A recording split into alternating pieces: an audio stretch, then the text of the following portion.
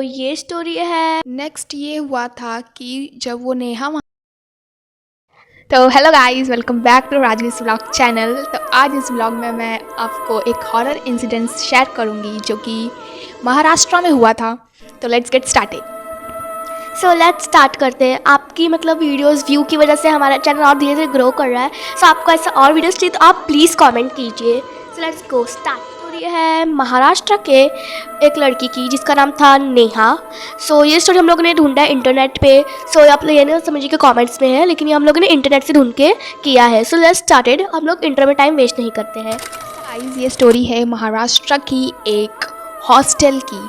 और ये hostel exactly कहाँ लोकेटेड है ये नहीं पता हमें, लेकिन ये मुंबई महाराष्ट्र में ही है, जहाँ पे एक लड़की जो इसका नाम था नेहा, वो उस हॉस्टल में रहने जाती है। और वो उस हॉस्टल में जब रहने के लिए जाती है तो उसका जो एक्सप्रेशन था, वो जो लड़की थी मतलब उसके जो फेशियल स्ट्रक्चर थे वो थोड़े अजीब थे। जैसे कि उसकी आंखें, जैसे कि कुछ एक्सप्रेशन ही नहीं है उसकी आंखों में, एकदम खाली खाली रहती थी, एकदम उसके आँख खाली रहते थे। और उसका जो ड्रेसिंग सेंस था, वो हमेशा वाइट कपड़े पहनती थी, वाइट कलर के सूट। और वो रहने गई थी महाराष्ट्र के हॉस्टल में। और हम हमेशा उस मतलब वहाँ पे जो हॉस्टल था, हॉस्टल के बाहर ही एक कुआं था। वहाँ पे जो वार्डन थी, वहाँ की जो सिक्योरिटी गार्ड थी, वहाँ पे लड़कियों को जाने के लिए मना करती थी, क्योंकि वो गर्ल्स हॉस्टल था और वहाँ पे लड़कियाँ ही रहती थी। तो वहाँ के जो गार्ड्स थे, सिक्योरिटी गार्ड्स वगैरह, तो वहाँ पे वो जाने के लिए मना करते थे। वो आज तक रीज़न नहीं पता चला क्यों, लेकिन हाँ वो करते थे। सो गाइस, नेक्स्ट ये हुआ था कि जब वो नेहा वहाँ पे हॉस्टल में गई थी तो उसकी एक रूममेट थी, उसका नाम था पूजा। और वो उसके साथ वहाँ पे रहने के लिए गई थी और उसके रूम में ही रहती थी, खाती पीती रूम में ही रहती थी उसके साथ हॉस्टल में।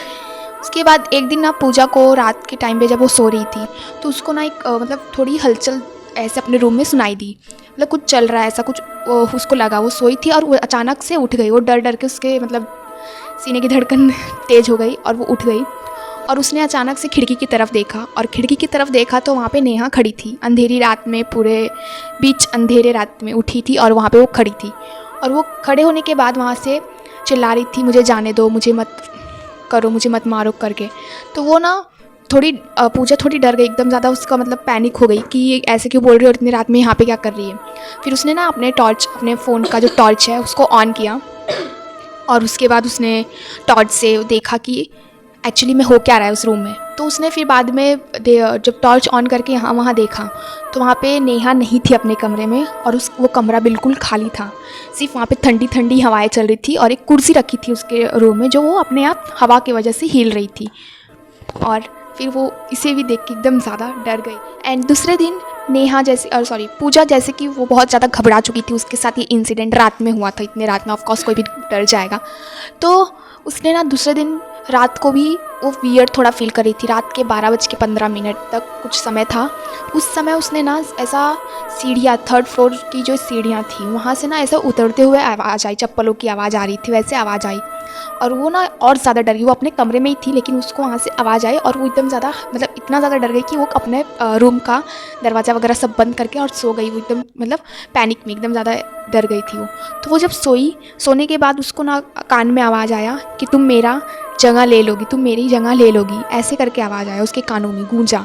तब वो जाके सोची कि क्या पता कोई मतलब मुझे कुछ इशारा देना चाहता हो, कुछ बोलना चाहता हो। तो उसने ना मतलब डरते डरते दरवाज़ा खोला और जाके खोल के देखा, वहाँ पे 3rd फ्लोर की जो सीढ़ियाँ थी वहाँ पे नेहा खड़ी हुई थी, जो कि उसका पूरा फेस जो था वो पूरा येलो कलर का था और उसमें आँखें नहीं थी, सिर्फ उसके फेस थे और आँखें नहीं थी। और वो नेहा इतनी ज़्यादा डरावनी दिख रही थी।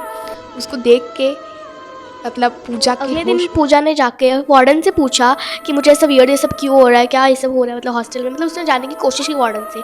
सो वार्डन ने उसको बोला कि 5 साल पहले एक नेहा नाम की यहाँ पे लड़की थी, वो जो कि मेंटली डिस्टर्ब थी पढ़ाई की वजह से, और पता नहीं उसको पढ़ाई का कुछ प्रेशर था फिर और कुछ डिप्रेशन में उसको था, इसलिए उसने हॉस्टल के छत से ना अपनी जान ले ली, मतलब उसने सुसाइड कर लिया था उधर से। ठीक 12:15 पे वो जो 3rd फ्लोर की सीढ़ियाँ हैं वहाँ पे नेहा जैसी एक लड़की, मतलब वही हो सकती है, वाइट कलर के कपड़े में हमेशा वहाँ पे 3rd फ्लोर की सीढ़ियों पे रहती है और वहाँ पे घूमती रहती है। उसने ऐसा वार्डन ने पूजा को बताया। तो गाइस, सबसे बड़ा ट्विस्ट ये है इस कहानी का कि जो नेहा नाम की लड़की महाराष्ट्र में आई थी उस हॉस्टल में रहने के लिए, वो एग्जिस्ट ही नहीं करती थी। जब पूजा ने ये सब इंसिडेंट हुआ, वार्डन ने उसे जो भी सब बताया, उसके बाद जब पूजा ने अपना जो रजिस्ट्रेशन रहता है, जो हॉस्टल में एक रजिस्ट्रेशन जो रहता है वो फाइल, उसमें जाके चेक किया और उसमें ना ही नेहा का नाम था, ना ही नेहा का साइन था, कुछ भी नहीं था।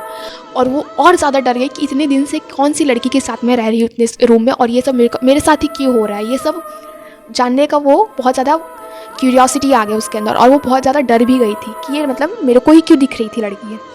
और वो सबसे वाला डरावना पार्ट ये था कि वो उसके साथ रह रही थी उस रूम में।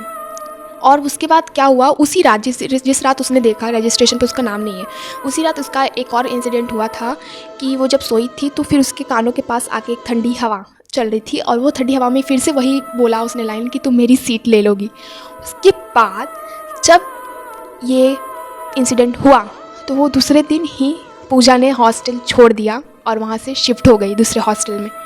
तो ये थी आज स्टोरी यहाँ पे ख़त्म होती है और ये एक रियल इंसिडेंट था। So like share and subscribe for more like this videos. आप कमेंट करना भूल जाते हो हमेशा, प्लीज़ कमेंट कीजिएगा। बाय।